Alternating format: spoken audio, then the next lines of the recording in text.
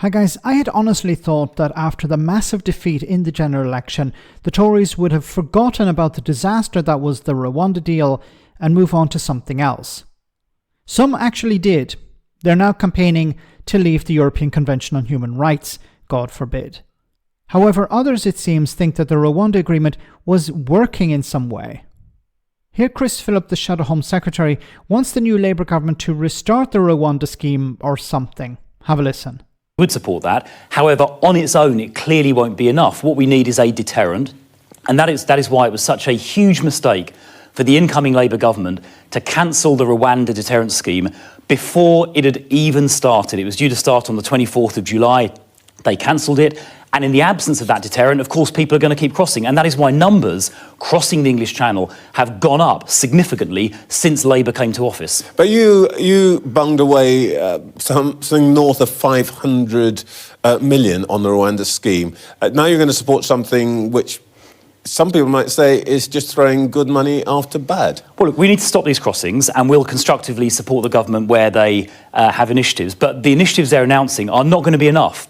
They are not on their own going to work, because I think, as the National Crime Agency themselves have said, as even Martin Hewitt, their new border czar, has said, you need a deterrent as well, and that means removing people who have arrived here illegally. But if Rwanda was a deterrent, why isn't a deal with Kurdistan or Turkey going to be equally a deterrent? Well, they're completely different things. So just to be clear, they are not proposing, as far as I can see, to return people, have a returns agreement with those countries. They're proposing to work with those countries to prevent departures in the first place. Okay. Now, that's all well and good. I'm, perfectly happy to support that, but it's not going to work as a deterrent. To deter people, they need to know that if they illegally and dangerously cross the English Channel, they are going to be immediately removed somewhere else, and that's what Rwanda did. And these deals don't do that. You're talking about the deterrent, but actually, whereas Rwanda basically only got 4 people, I think, most of them members of government, to go to Rwanda, the Italian scheme has cut the boat crossings into Italy by, I think, 62%. This sounds like a better bet, don't you think? Oh, first of all, the Rwanda scheme never actually started. It was due to start on the 24th of July. And you spent 700... Oh my goodness, okay. Is it possible for Philp to actually tell the truth from time to time? Is it possible? The Rwanda scheme was not a deterrent.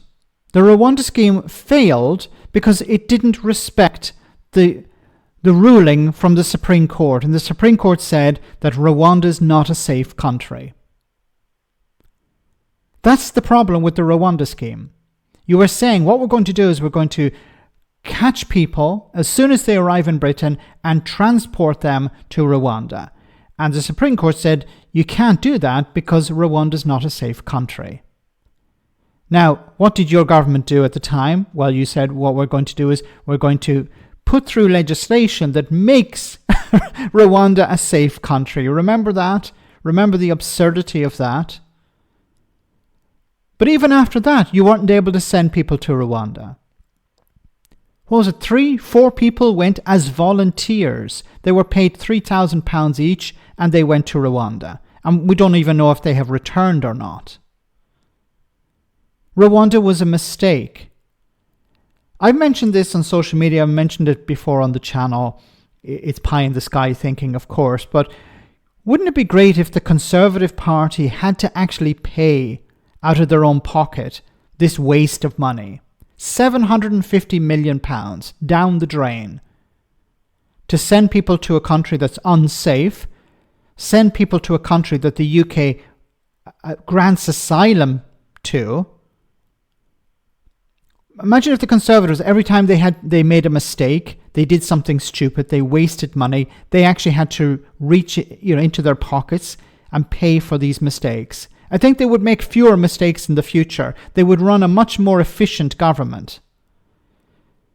But this idea of what we need to do is resuscitate the Rwanda scheme. It's not going to be resuscitated. It's a mistake. The Tories knew it was a mistake. It was a distraction. It was, okay, we can't win on the NHS. We can't win on public services. We can't win the previous election on any of these things. Let's double down on immigration. Let's pretend to the public that that's the priority. when people couldn't pay their bills, when people couldn't feed their families, when people were relying on food banks and warm banks during winter. You were telling them, no, these are not your concerns. Immigration is your concern. Stopping the boats. We're going to spend hundreds of millions of pounds on that. Money that we could spend on helping you. No, we're not going to do that. We're going to waste it on a scheme that we know is not going to work. You know, when you had ex-Tory ministers calling it batshit crazy. These people should be nowhere near power.